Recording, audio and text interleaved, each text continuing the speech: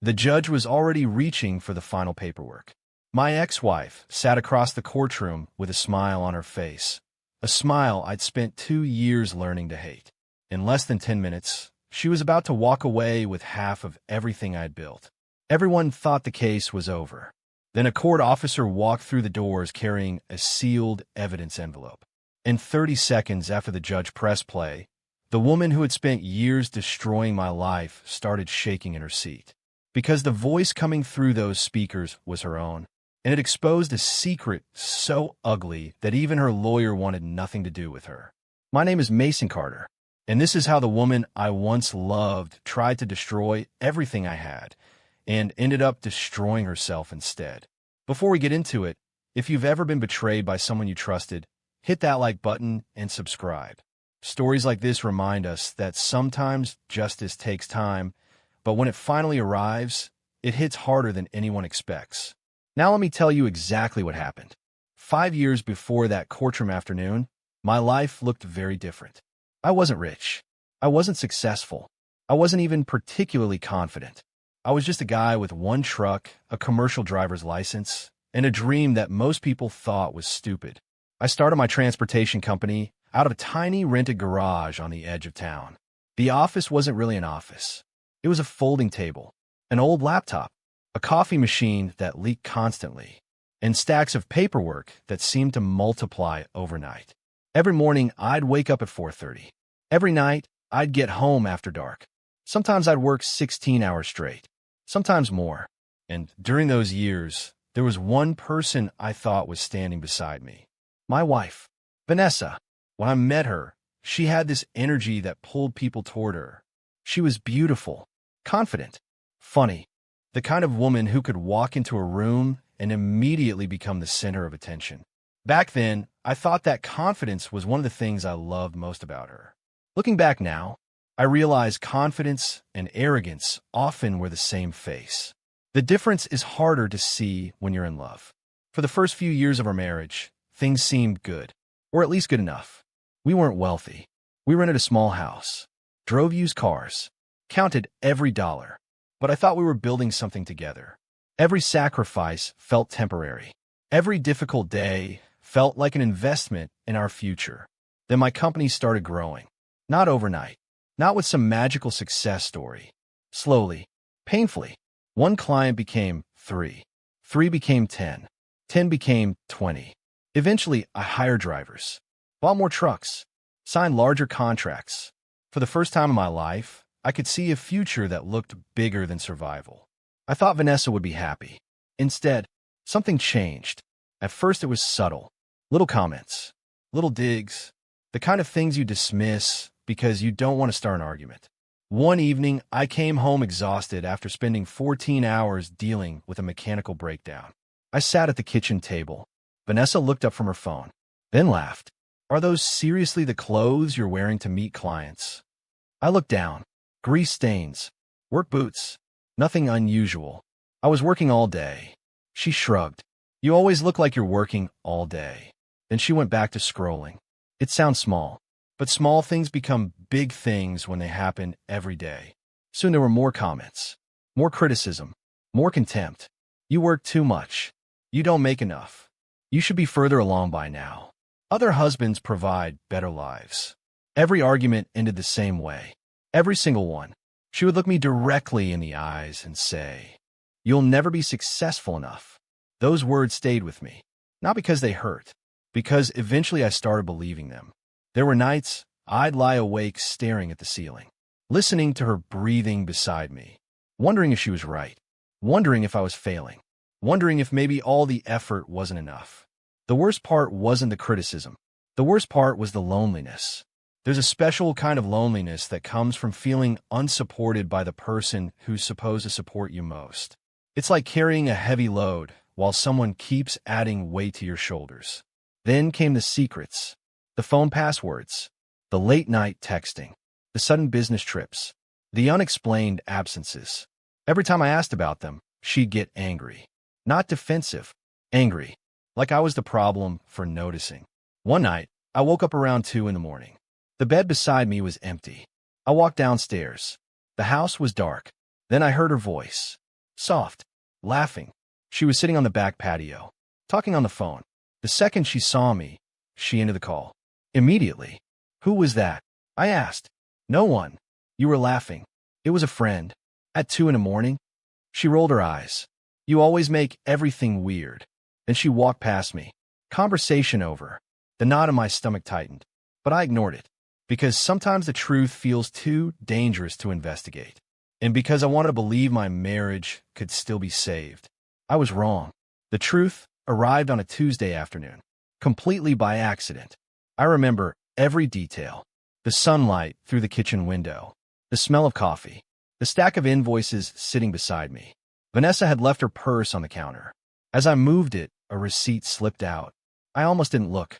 Almost. Then I saw the total. Over $600. One dinner. One evening. At a luxury restaurant. The kind of place we never visited. My stomach dropped. Then I noticed something else. 2 entrees. 2 desserts. A bottle of expensive wine. And beneath the receipt, a hotel charge. Attached to the same property. Same date. Same weekend. She claimed she was visiting her mother. For a long moment, I just stared. Not moving.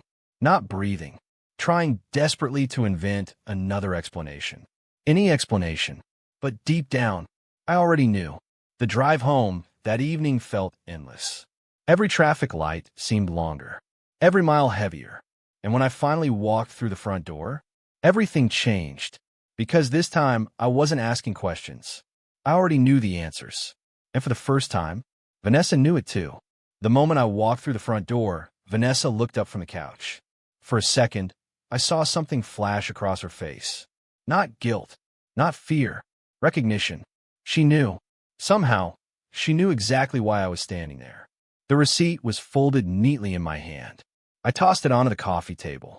Neither of us said anything. The room felt strangely quiet, like the air itself was waiting. Finally, she glanced down at the receipt, then back at me, and sighed. Not because she'd been caught, because she seemed annoyed she'd have to talk about it. That hurt more than anything. Who's he? I asked. My voice sounded distant, like it belonged to someone else. She leaned back against the couch, crossed her arms, and shrugged. The casualness of it made my stomach turn. Does it matter? For a moment I couldn't speak. I had spent years building a life with this woman. Years believing we were partners. Years believing that whatever problems we had could be fixed. And suddenly I was looking at a complete stranger. Does it matter?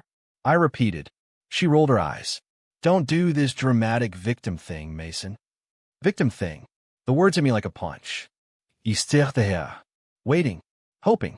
Praying. For even the smallest sign of remorse. It never came. Instead, she stood up, walked to the kitchen, poured herself a glass of water, and delivered the sentence that would replay in my mind for years. If I wanted better, she took a sip. I could have better. The room went silent. I remember hearing the refrigerator hum, the ticking of the wall clock, the sound of my own heartbeat. Everything else disappeared, because in that moment, I finally understood something.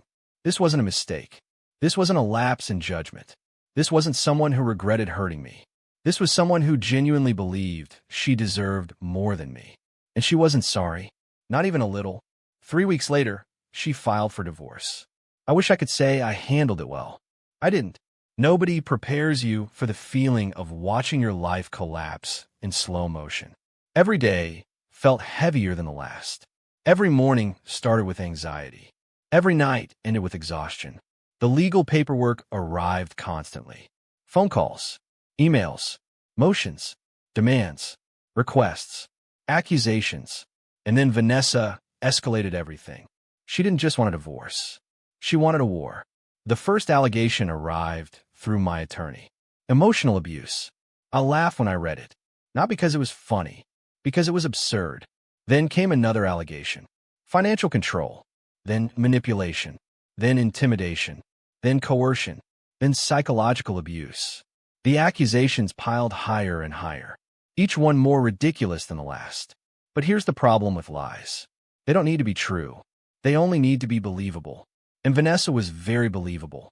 She cried at the right moments, used the right words, told the right stories. People listened. Friends I'd known for years stopped calling. Family members became distant. Mutual acquaintances suddenly avoided me. Some didn't even ask for my side. They simply assumed she was telling the truth. I remember attending a friend's birthday gathering, someone I'd known nearly a decade. When I arrived, conversation stopped. Not gradually, immediately, like someone had pressed a mute button. The room felt different. Cold. Awkward. People avoided eye contact. A few left early. Others barely spoke. I understood the message. Vanessa had already told them who I was, and they believed her. Driving home that night was one of the loneliest experiences of my life, because I realized something terrifying. You can spend years building a reputation, and someone can destroy it in weeks. Then things became worse. Much worse, because the damage started reaching my business. One morning, I received a call from a longtime client. A contract we'd worked hard to secure, worth hundreds of thousands. The client sounded uncomfortable, nervous, like he didn't want to be having the conversation. "Mason," he said carefully, "we've heard some things." My stomach dropped. "What things?" A pause, then silence. That silence told me everything. Within 2 weeks, the contract was gone. Just gone. $700,000. Gone. Not because of poor service. Not because of performance. Because of rumors. Because of allegations. Because of doubt. I sat alone in my office after receiving the news. The sun had already set. The building was empty. The drivers had gone home. The phones were silent. And for the first time in years, I seriously considered quitting. I wasn't thinking about winning anymore. I was thinking about survival. Every part of my life felt contaminated. Every achievement felt vulnerable. Every relationship felt uncertain. The stress started affecting my health. I barely slept. When I did sleep, I woke up constantly. My appetite disappeared. Coffee became breakfast, lunch, dinner. There were days I couldn't remember what I'd eaten, or whether I'd eaten at all. The divorce wasn't just costing me money. It was consuming my identity. Then came another blow, one I wasn't prepared for. A mutual friend sent me screenshots. At first, I didn't want to look. Then curiosity won. The photo showed Vanessa on a private jet, champagne in hand, designer sunglasses, perfect smile, perfect lighting, perfect life. The caption read, "Finally living the life I deserve." I stared at the screen. My jaw tightened. There was another photo. Beach resort, ocean view, luxury suite. Then another. Designer shopping bags, 5-star hotels, exotic vacations. And standing beside her in nearly every picture was a man. Adrian Wells. I didn't know much about him back then. Only that he was wealthy, very wealthy, successful investment executive, luxury properties, expensive cars, private memberships, the kind of life Vanessa had always wanted, the kind of life she'd constantly compared me against. Looking at those photos felt like swallowing broken glass. Not because I wanted her back. That part was already dead. What hurt was the message, the performance, the public humiliation. She wasn't simply moving on. She was broadcasting it, telling the world she had upgraded, telling everyone she had escaped someone beneath her. Every vacation photo felt deliberate. Every post felt calculated. And, judging by the comments, people believed it. They congratulated her, praised her, admired her. Meanwhile, I was fighting to keep my company alive. The contrast was brutal. One evening, nearly 6 months into the divorce battle, I sat alone in my office reviewing financial projections. The numbers weren't good. Not catastrophic, but not good. The stress felt overwhelming. I rubbed my eyes, looked out the window, and wondered whether she might actually succeed. Maybe she would take half the company. Maybe she would bankrupt me. Maybe everything I'd spent years building would disappear. That thought terrified me, not because of the money, because of what the company represented. Every truck, every contract, every employee, every sacrifice, every sleepless night, every risk. The business wasn't just income. It was proof. Proof that the years of struggle meant something. Proof that I hadn't wasted my life. And Vanessa wanted to take it. Not build it. Not improve it. Take it. Destroy it. Punish me with it. The realization made my blood run cold. But I still didn't know how far her plans went. Not yet, because while I was fighting to keep my head above water, something was happening behind the scenes. Something Vanessa never expected. The wealthy man she thought was her future was beginning to discover who she really was. And 8 months before the final court hearing, my phone rang. A number I didn't recognize appeared on the screen. Normally, I would have ignored it. That day, for some reason, I answered, and a voice on the other end said 4 words that changed everything. "Mason, it's Adrian Wells." My entire body froze. I almost hung up immediately. I should have, but something in his tone stopped me, because he didn't sound confident. He didn't sound arrogant. He sounded exhausted, and what he said next made every hair on the back of my neck stand up. "Mason." Long pause. "We need to talk about Vanessa." I had no idea then that the next conversation would become the turning point of the entire war. And by the time Adrian finished telling me what he discovered, I realized something shocking. Vanessa hadn't just been lying to me. She had been lying to everyone. For several seconds after Adrian spoke, neither of us said anything. I sat in my office, staring at the wall. The phone felt heavier in my hand. Of all the people I expected to hear from, Adrian Wells was at the bottom of the list. This was the man Vanessa had effectively replaced me with. The man she flaunted online. The man who represented everything she claimed I wasn't. And now he was calling me. Not with confidence. Not with superiority. With concern. "Mason," he said again, "I know this call is strange. That's one way to describe it." He gave a tired laugh.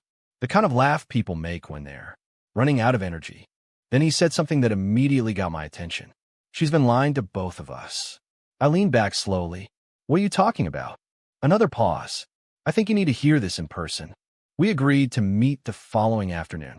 A private restaurant on the outskirts of town. Neutral territory. No publicity. No distractions. No chance of Vanessa finding out. The next day, I arrived early. My stomach was in knots. Part of me wondered if this was some kind of trap. Part of me wanted to walk away. But curiosity kept me in my seat. 20 minutes later, Adrian arrived.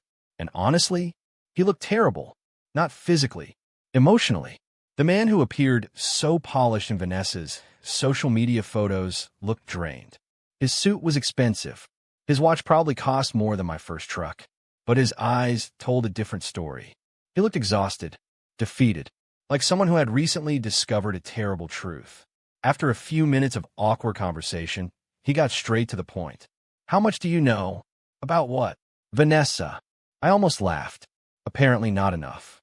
He nodded, then opened a folder. The first document slid across the table. Bank statements. The second, wire transfers. The third, property records. The fourth, credit accounts. The pile kept growing. And with every page, my confusion deepened. What exactly am I looking at? Adrian leaned forward. "Hidden assets." I blinked. "What?" "She's been moving money." I stared at him. He continued. "Not just from you." His jaw tightened. "For me, too."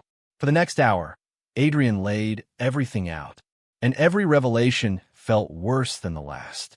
Vanessa had been maintaining multiple secret accounts, several of them under shell entities, others connected to relatives, some connected to people neither of us recognized.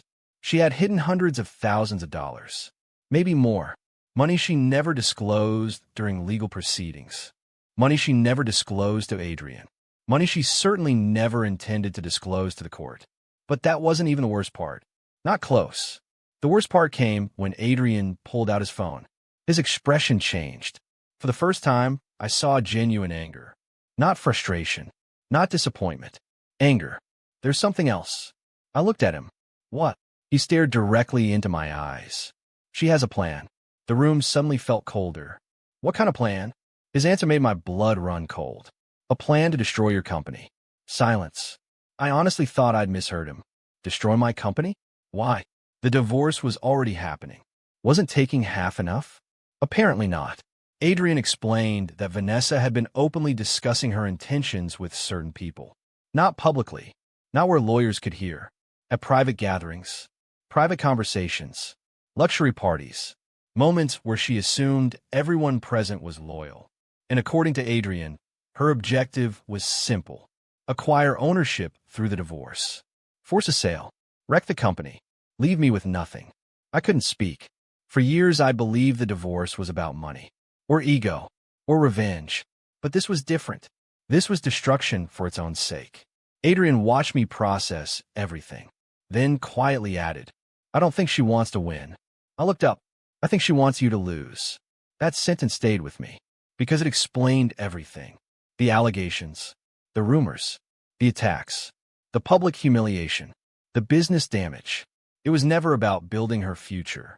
It was about ruining mine. For several moments, neither of us spoke. Then Adrian took a deep breath. There's one more thing. His voice had changed. This time, there was something almost cautious about it. Like he knew what he was about to show me would change everything. Slowly, he placed his phone on the table, pressed play, and turned the screen toward me. At first I heard music, laughter, background noise, a party. Then Vanessa's voice appeared. Clear, recognizable, unmistakable.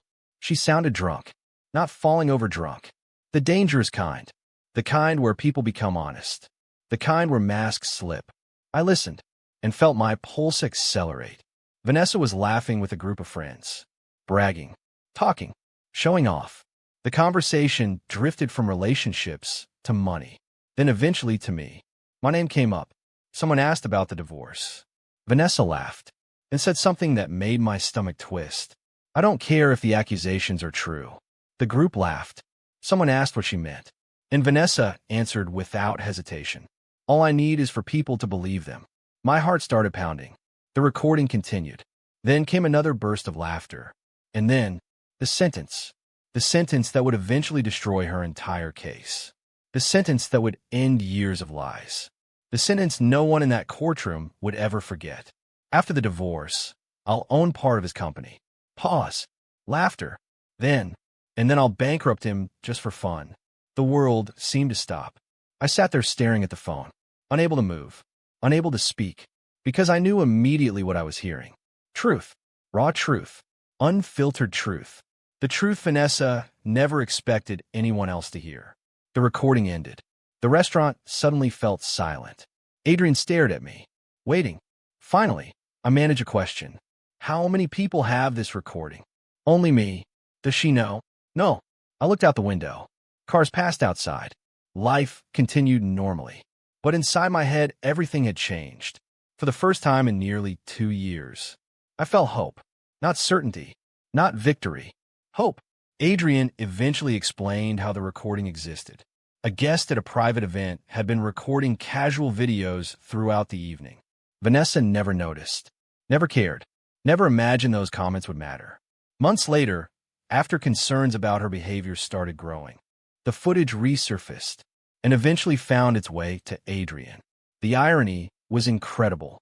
Vanessa's greatest weakness had always been arrogance. She believed she was smarter than everyone around her. She believed she controlled every room she entered. She believed she could manipulate reality itself, and that arrogance had finally betrayed her. But possessing evidence and winning a legal battle are two very different things. The following months became a careful operation. My attorneys moved cautiously, very cautiously. The recording was authenticated, examined, verified, reviewed by experts. Every possible challenge was anticipated. Every possible loophole was closed. Meanwhile, forensic accountants began investigating the financial records Adrian provided. And what they found was astonishing. The deeper they looked, the worse things became. Hidden transfers, undisclosed accounts, questionable transactions, assets that should have been reported but weren't. Each discovery strengthened our position. Each discovery increased Vanessa's risk. Yet through all of it, she remained completely unaware. That was the remarkable part. She still behaved like someone who had already won. Her social media continued. The vacations continued. The luxury lifestyle continued. The smug comments continued. In public, she projected confidence. Privately, she was walking toward a cliff she couldn't see. There were moments I wanted to confront her. Moments I wanted to tell her everything. Moments I wanted to watch the panic spread across her face. But my attorneys repeatedly stopped me. Stay patient. Those 2 words became a mantra. Stay patient. Justice was finally moving in my direction. I couldn't afford mistakes. So I waited, and waited, and waited, until eventually the final hearing arrived. The last day. The day everything would be decided. The morning I walked into that courthouse, I felt strangely calm. Not confident. Calm. Because for the first time in 2 years, I wasn't walking in empty-handed. Vanessa thought she knew the ending.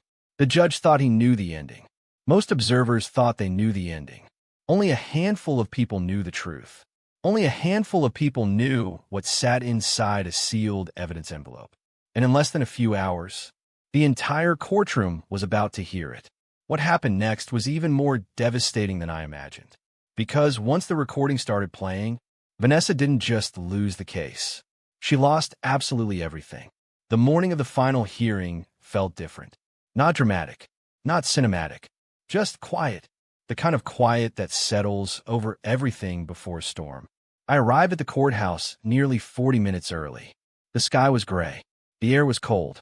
People moved through the building carrying coffee cups and legal folders, completely unaware that one of the biggest moments of my life was about to unfold. For 2 years, this case had consumed me. 2 years of accusations.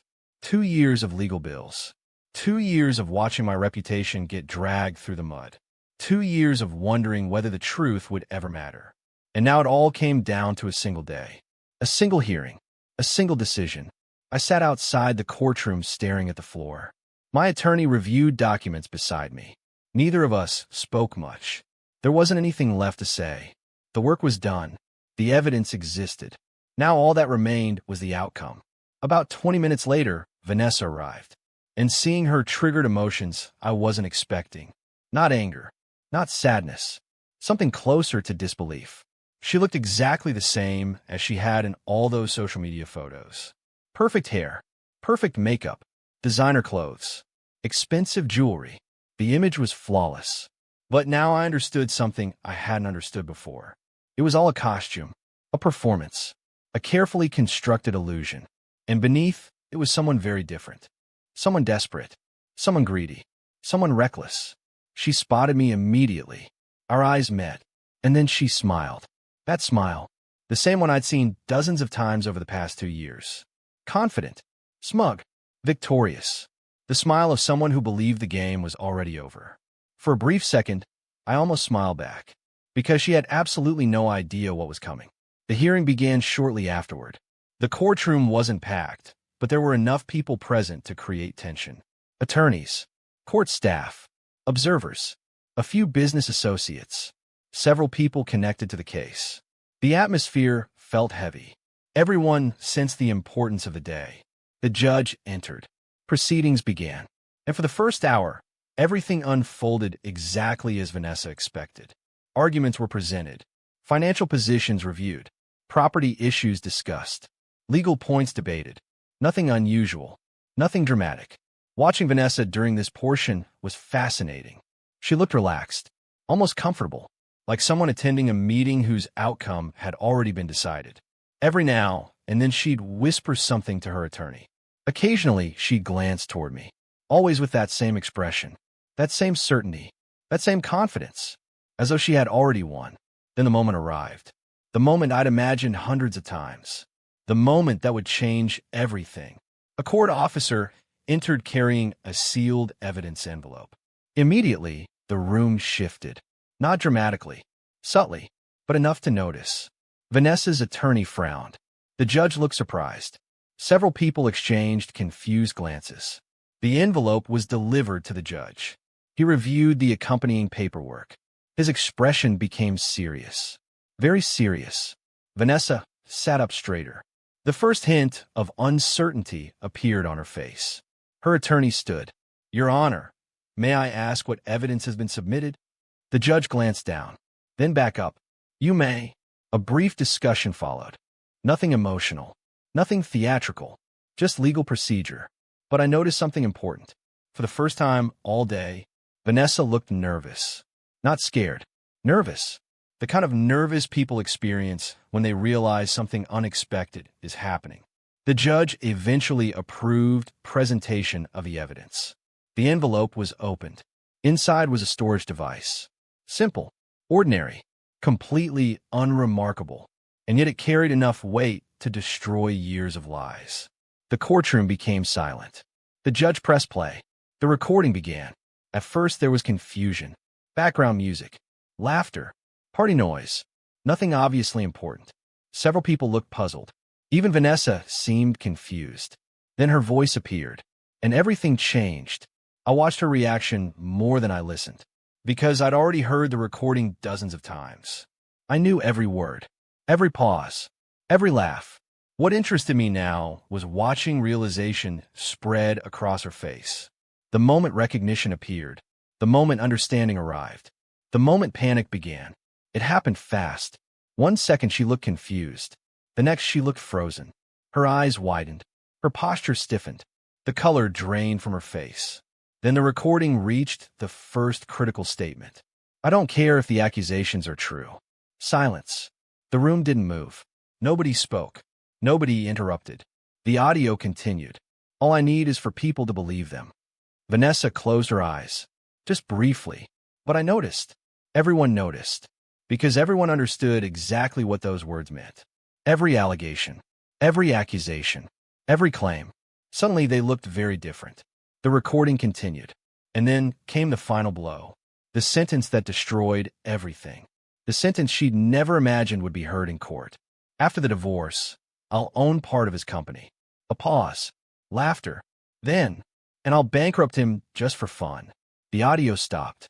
The silence that followed felt almost unreal. No one moved. No one spoke. The room simply sat there absorbing what they'd just heard. I looked toward Vanessa. She wasn't smiling anymore. Not even close. Her hands were trembling. Actually trembling. For 2 years, she controlled the narrative. For 2 years, she'd manipulated perception. For 2 years, she'd been the one dictating reality. And in less than a minute, all of it had collapsed. The judge removed his glasses, looked directly at Vanessa's attorney, then asked a question that would stay with me forever. Is this your client? The attorney didn't answer immediately. How could he? Everyone knew the answer. The voice was unmistakable. The statements were unmistakable. The intent was unmistakable. Eventually, he cleared his throat, but no words came out, and that silence spoke louder than any argument ever could. The game was over, but the worst was still coming, because the recording wasn't our entire case. It was only the beginning. Next came the forensic accountants, and what they presented was devastating. Document after document, transfer after transfer, account after account.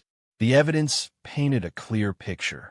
Hidden assets, undisclosed income, concealed financial activity, money that should have been disclosed, money that wasn't.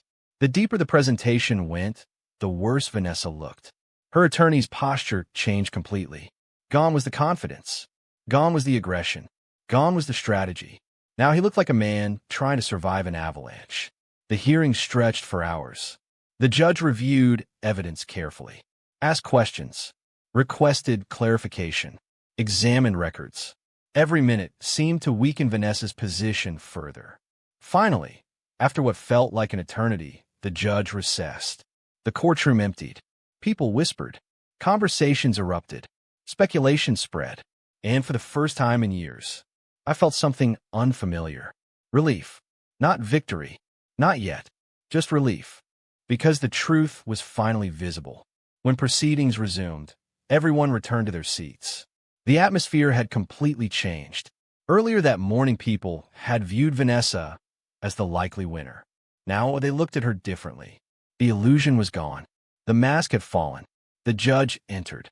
The room stood, then sat, and the decision began. Every word felt deliberate, measured, careful.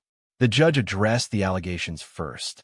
One by one, each dismissed, each rejected, each unsupported. The abuse claims? Dismissed. The manipulation claims? Dismissed. The control allegations? Dismissed. Years of damage erased in minutes. Then came the property demands. Denied. Then ownership claims involving my company. Denied. Then sanctions.